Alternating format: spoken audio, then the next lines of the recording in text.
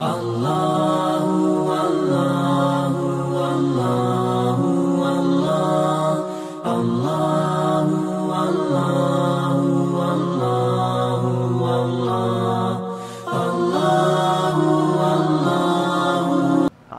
Bismillahirrahmanirrahim. Assalamualaikum warahmatullahi wabarakatuh.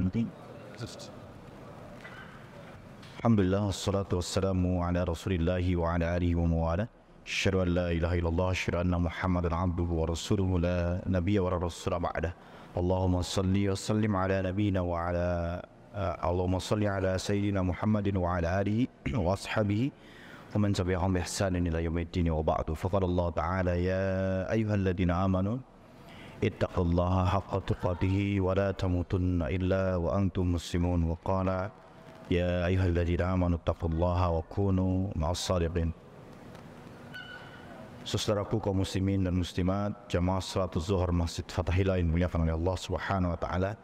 Puji syukur selalu tidak pernah kita lupakan kepada Sang Pencipta kita, Sang Pemilik alam semesta ini, yakni Allah Rabbul Alamin, yang sampai detik ini masih memberikan kita kesehatan, segala daya kekuatan juga, sehingga kita masih bisa melangkahkan kaki kita dalam rangka ketaatan kita kepada Allah Subhanahu wa taala. Salawat juga serta salam tidak pernah kita lupakan, kita lantunkan selalu untuk Nabi kita, Nabi Muhammad sallallahu alaihi wasallam, yang merupakan suri teladan kita hingga akhir zaman. Saudaraku yang dimuliakan oleh Allah Subhanahu wa taala, kurang lebih sepekan lagi, minggu depan tepatnya kurang lebih, kita akan menghadapi satu Id yang merupakan bagian dari salah satu perayaan hari raya besar umat Islam selain Idul Fitri, yakni Idul Adha, atau yang biasa dikenal dengan Idul Kurban juga oleh sebagian masyarakat Indonesia. Yang mau kita bahas pada momen yang singkat ini bukanlah tata cara, perbedaan penentuan tanggal Idul Adha dan lain sebagainya, biar mereka-mereka yang lebih berwenang, yang lebih kompatibel dalam bab itu. Saya pribadi yang masih banyak perlu belajar lagi, hanya ingin menceritakan satu kejadian, kisah siapakah manusia yang pertama kali berkurban di muka bumi ini. Ternyata bukanlah Nabi Ibrahim alaihissalam, bukanlah Nabi Musa alaihissalam, bukan Nabi Hud, nabi-nabi yang lainnya. Ternyata justru manusia yang pertama kali berkurban di muka bumi ini adalah kedua putranya Nabi Adam alaihissalam. Allah abadikan kisah mereka di dalam surah Al-Maidah, surat yang kelima, ayat yang ke-27. Di situ dicantumkan langsung dengan istilah qaf ra ba, kurban, korroba. Jadi kurban, bapak-bapak dan ibu-ibu kaum muslimin dan muslimat yang dimuliakan oleh Allah, tidak selamanya kurban, tidak selamanya itu identik dengan hewan sesembelihan. Tidak selamanya identik dengan memotong kambing, sapi, unta dan yang sejenisnya. Tapi kurban yang merupakan kata dasar dari qafra dari ba itu, yang bisa kita sebut dengan istilah qorib, kuroba, dalam bentuk-bentuk yang sangat banyak dari ketiga suku, dari ketiga huruf itu, dan bahkan sudah dimasukkan dalam KBBI, Kamus Besar Bahasa Indonesia, di mana kalau kita punya kenalan teman yang sudah kenal dengan keluarga kita, kita pun juga kenal dengan keluarga dia, kenal baik segala-galanya, dia hafal suka dan duka kita, maka orang ini disebut dengan teman karib atau sahabat karib. Disebut dengan sahabat yang sangat dekat.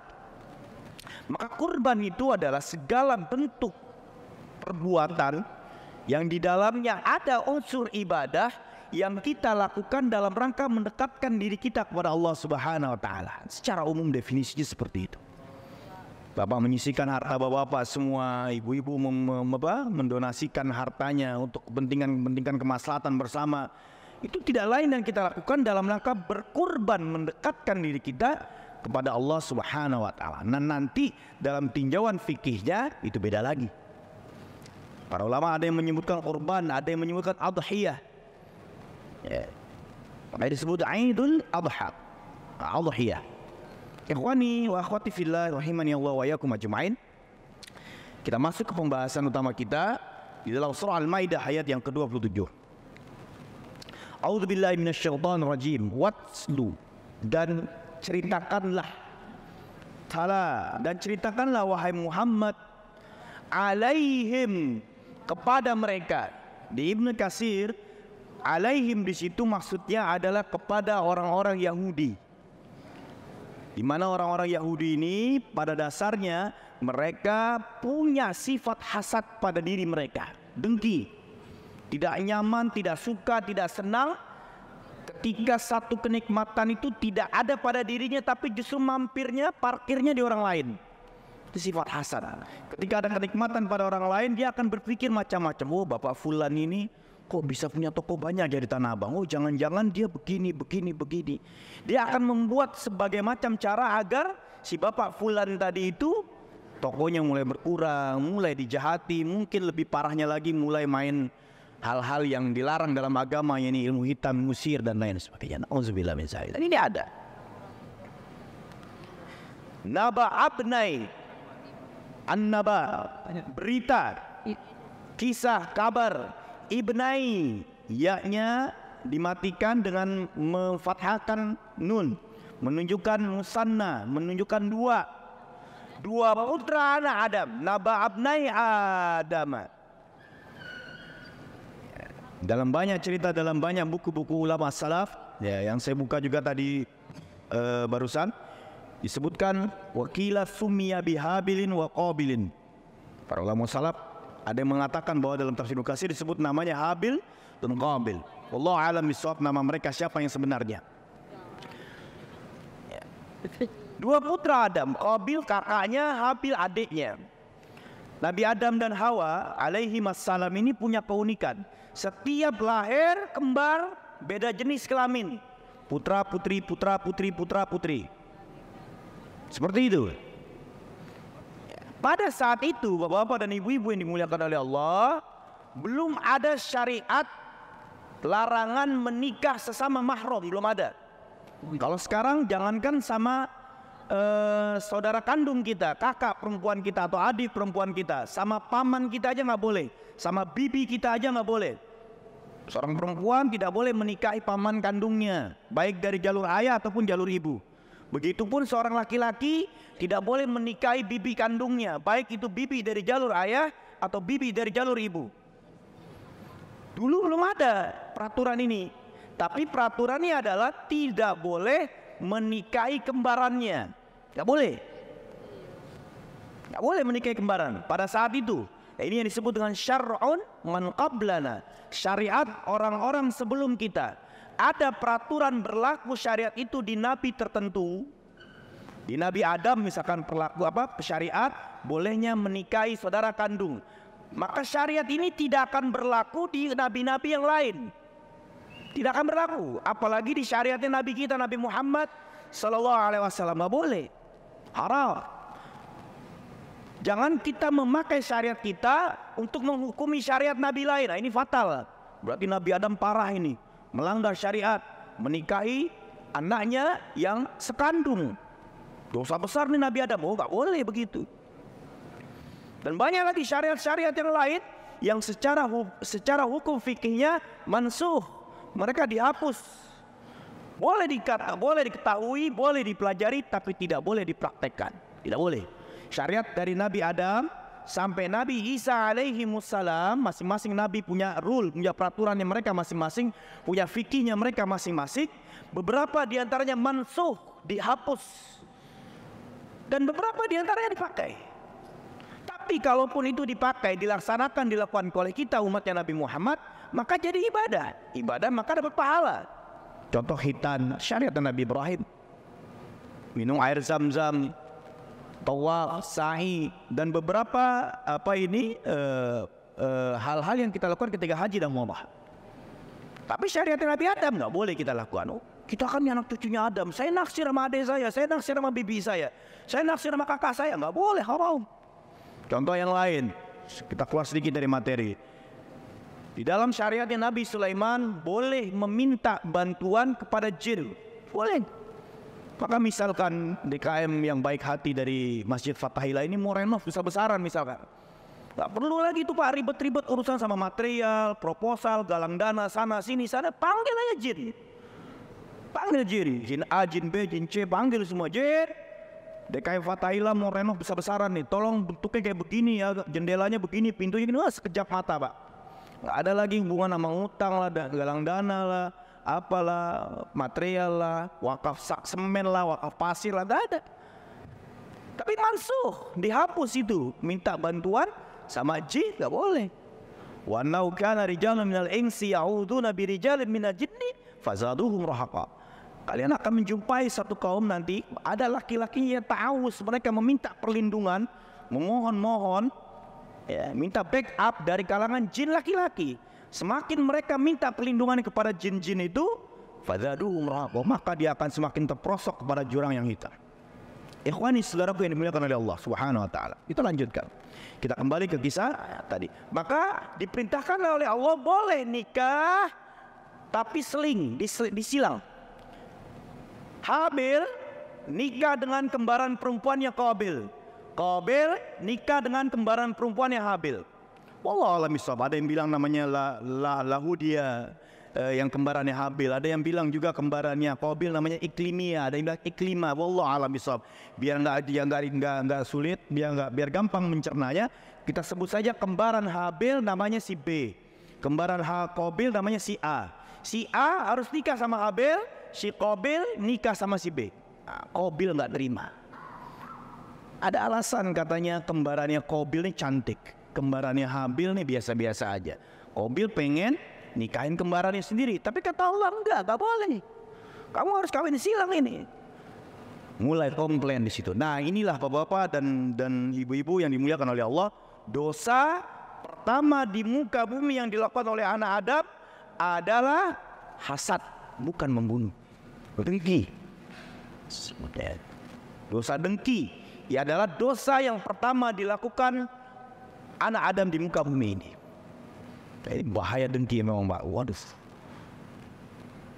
Saya ngeliat orang misalkan kemarin biasa-biasa aja dia, tiba-tiba sekarang udah pakai merek-merek handphone yang branded. Tokonya di blok B ada 10, di blok A ada 20, di metro ada sekian. Padahal biasa-biasa aja nih. Kita tanpa mencari tahu lalu mengambil keputusan diri. Si bapak ini jangan-jangan pesugihan nih. Oh bapak ini jangan-jangan merampok nih. Nah itu hasad Pak. Kalau hasad akan bisa jadi dampaknya itu buruk sekali Pak. Sangat buruk. Ya buruk Pak. Ya banyak kisah-kisah hasad yang ujung-ujungnya nanti malah sampai pertumpahan darah, termasuk dalam kisah ini. Di luar kisah ini, contoh kisahnya saudaranya Yusuf alaihissalam. Uqtulu Yusuf awitrahu arda yakhlulakum wajhu abikum. Bunuh aja Yusuf itu. Ada salah satu kakaknya yang agak bijak dikit, tetap hasad juga, tapi ya kalau saudara-saudara yang lain hasadnya 100%, nah ada beberapa kakaknya yang hasadnya cuma 70% lah. Qala la taqtulu Yusuf wa alquhu fi ghayabatil jubb. Mereka berkata, jangan, Yusuf jangan dibunuh deh. Asingkan aja atau jauhin, masukin ke sumur lah. Nanti siapa tahu ada orang yang ngambil, jadi Yusuf mental jauh di negeri entah berantah itu. Yang penting dia jauh dulu dari bapak kita nih. Hasadnya gara-gara apa? Yakub lebih sayang ke Yusuf dibandingkan saudaranya yang lain. Kita kembali ke sini, ke kisah dua putra anak Adam. Lantas Allah Subhanahu wa taala memerintahkan kepada mereka qarraba kurbanan. Ada dua kata. Qarraba itu kata kerjanya, kurbanan menjadi objeknya. Ayo kalian kita sayembara, kita adakan pertandingan. Siapa yang menang dalam pertandingan ini, korbannya ya, maka dia yang dia harus melaksanakan perintah saya, kata Allah. Kalau yang diterima punyanya Qabil, monggo Qabil nikahi kembarannya sendiri. Kalau yang diterimanya Habil, maka kembali ke peraturan awal, harus kawin silang, tidak boleh menikahi kembarannya. Allah alam bisawab. Singkat cerita, background dari dua orang ini, yang satu ini si Qabil gardener ya, dia tukang kebun. Ya jadi dia punya ladang gandum, mungkin punya kalau bahasa sekarang mungkin punya pohon durian, pohon jambu, pohon mangga, pokoknya yang berhubungan dengan dunia agro. Sedangkan Habil ini peternak dia, punya hewan-hewan, kambing mungkin, unta dan yang sejenisnya. Allah alam bisawab. Nah dari sini dalam mindsetnya Qabil adalah bahwa oh kalau kurban nih kita harus banyak nih, harus banyak. Cuma bukan cerdas malah ya, liciknya Qabil itu adalah dia berkurban banyak tapi low quality. Dia hanya main di quantity saja. Jadi misalkan mangganya yang udah jatuh, duriannya udah kebelah, anggurnya yang udah sebagian mungkin dimakan oleh hewan dan lain sebagainya, dikumpulkan jadi satu itu. Mereka pergi ke atas, ada 2 gundakan batu, nih batu untuk si Qabil, ini batu untuk si Habil. Nah, dikumpulin itu semua hasil tanamannya yang kualitasnya rendah itu. Sedangkan Habil beda. Dia ngasihnya yang kelas limousin itu. Bahkan ternak-ternak kesayangannya. Walaupun jumlahnya nggak sebanyak Qabil. Masya Allah. Nah kata Allah, nanti siapa yang persembahannya hilang diambil oleh Allah. Kalau di lembar tafsir Nukasi itu datang sebuah petir ya, cahaya kilat gitu, memakan atau menghilangkan, melenyapkan kurban yang diterima oleh Allah. Dan memang syariat nabi-nabi terdahulu kalau ada barang yang sifatnya bukan milik mereka, itu mereka akan taruh di tanah lapang, lalu Allah kirim api atau petir sejenis itulah, kilat, lalu Allah menghanguskan semua. Termasuk ghanimah ya, harta rampasan perang itu tidak dihalalkan oleh Allah kepada umatnya Nabi Adam sampai Nabi Isa. Nggak boleh, mereka nggak boleh ada ghanimah. Ghanimah itu dikumpulkan di satu lapangan lalu habis gitu saja. Ikhwani saudara fillah, kita percepat. Lalu dilihatlah siapa nih yang diterima kira-kira. Ternyata Allah menerima kurbannya Habil. Kurbannya Habil. Banyak pendapat para ulama. Ya, banyak pendapat para ulama. Kurban itu nggak boleh banyak-banyak. Nggak usah. Yang biasa-biasa saja tapi berkualitas. Tepat pada sasaran. Ya, tepat pada sasaran. Walaupun banyak juga bagus, silakan, nggak masalah. Tapi kalau nanti dengan kurban banyak kita mengganggu kondisi hati kita, nah ini bahaya. Lebih baik sedikit tapi kena sasaran, mencukupi dan lain sebagainya. Silakan. Ya, yang pertama. Ya, pendapat yang lain juga bahwa kurban itu memang harus yang terbaik, Pak. Walaupun tidak mengapa kita misalkan punya uangnya cuma 1,5 juta, 2 juta beli kambing yang ukurannya lebih kecil daripada kambing yang lebih besar, nggak ada masalah. Di antaranya dalilnya adalah fasolli li rabbika wanhar. Nah, itu para ulama bahas ayat itu sampai kata-kata wanhar aja itu bisa dapat pelajaran tuh. Maka sholatlah engkau untuk Rabbmu, untuk Allah Subhanahu wa taala, wanhar, dan menyembelihlah kamu, berkorbanlah. Wanhar dalam bahasa Arab itu kurban yang yang diperuntukkan kata kerjanya untuk unta. Jadi kalau ada hewan redaksinya wanhar itu hanya untuk unta. Pak mau ngapain, Bu mau ngapain? Saya mau wanhar ayam, itu nggak bisa, Pak. Katanya nggak tepat. Walaupun artinya menyembelih juga. Tapi kalau hewan yang kita cara membunuhnya itu direbahkan ke bumi, nah itu bahasa Arabnya zabaha wasbah. Ayatnya nggak bunyi fasolli li rabbika wasbah. Nah, wanhar di situ pakai unta. Minimal yang terbaik. Kita lanjut ke sini. Isqarraba qurbanan fatuqbila. Ketika mereka udah melakukan sayembara tuh, pertandingan siapa yang kurbannya akan diterima oleh Allah Subhanahu wa taala, ternyata punyanya Habil. Fatuqbila min ahadihima wa lam yataqabbal minal akhar. Maka Allah menerima salah satu kurban dari antara keduanya dan menolak. Bahasanya menarik tuh, satu diterima, ditampilkan lagi keterangan harusnya kan, maka Allah akan menerima salah satunya. Ya udah, yang si B berarti kalau usah disebutin lagi, ditolak. Ini untuk penegasan bahwa kurban itu seseorang jika di dalamnya ada sifat hasad, sifat ria, sifat di mana dia ingin dipuji, bisa-bisa kurbannya tidak diterima oleh Allah Subhanahu wa taala. Allah terima salah satu kurbannya dan walam yutaqabbal, dan Allah tidak menerima salah satunya. Apa kata Qabil? Qala la aqtulannaka. Kata Qabil kepada Habil, hei Habil, sungguh pasti, pakai 2 huruf taukid tuh. Sungguh pasti benar-benar saya akan membunuh kau. Masya Allah. Dan inilah dia pertumpahan darah pertama di muka bumi, dilakukan oleh putranya anak Adam kepada putranya anak Adam. Maka semua dosa-dosa di muka bumi ini yang dimana kasusnya adalah pembunuhan yang tidak dibenarkan oleh syariat, Qabil kecipratan dosanya. Ya, multi level marketing D, dosa. Siapa yang melakukannya? Dosa pembunuhan, Qabil kecipratan pahalanya. Sebaliknya juga begitu, Pak. Berlaku rumusan kebalikan. Siapa saja yang menjadi provokator, orang pertama yang melakukan kebaikan, lalu kebaikan itu diikuti oleh si A, si B, si C, dan seterusnya sampai jutaan orang mengikuti kebaikan itu, maka orang itu akan mendapatkan pahala yang terus-menerus.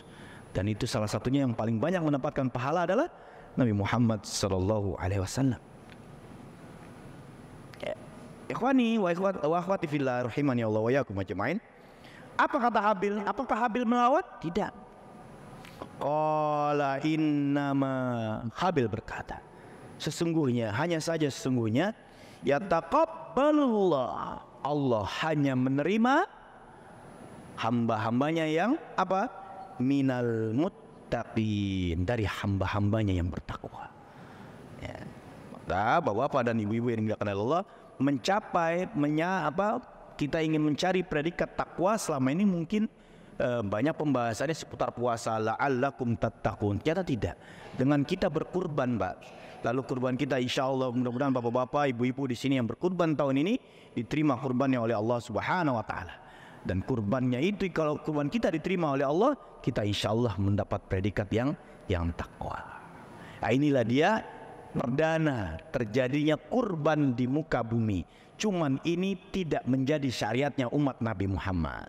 Syariat ini tidak dijadikan syariatnya umat Nabi Muhammad. Syariat kita berkurban diambil dari kisahnya Nabi Ibrahim. Saya jelaskan secara singkat. Nabi Ibrahim mimpinya Nabi itu wahyu. Mimpinya Nabi wahyu. Beda dengan kita bapak-bapak. Dan bapak-bapak tidur siang tadi mimpi, mimpi yang aneh-aneh lah. Berarti ini saya jadi orang suci nih, jadi apa nih? Enggak gitu, Pak. Mimpi seorang Nabi, inni arafil manami anni asbahuka. Saya lihat dalam mimpi saya menyembelih kamu wahai Ismail. Qala madza tara? Kata Ibrahim kepada Nabi Ismail, gimana pendapatmu? Ini waktu saya belajar ayat ini, Syekh yang dari Sudan itu menyampaikan bahwa inilah salah satu isi ayat yang pembahasannya kurban, ada ilmu parenting. Ilmu parentingnya apa? Kita, Pak, sebagai bapak, sebagai seorang laki-laki, nggak boleh otoriter kepada anak. Kamu harus belok kanan, kamu harus belok kiri. Kita boleh ngasih pendapat nih. Kamu kayaknya bagusnya begini deh, menurut bapak tuh begini. Gimana pendapatmu? Nah, di sini Nabi Ibrahim tuh, ini bahkan wahyu loh. Maza taro, gimana pendapatmu wahai anakku? Ajak diskusi anak kita, minta dia, dikasih ruang dia memberikan pendapat. Jangan kita menjadi orang yang paling dominan dalam menentukan sikap kepada anak-anak kita. Ini nggak boleh.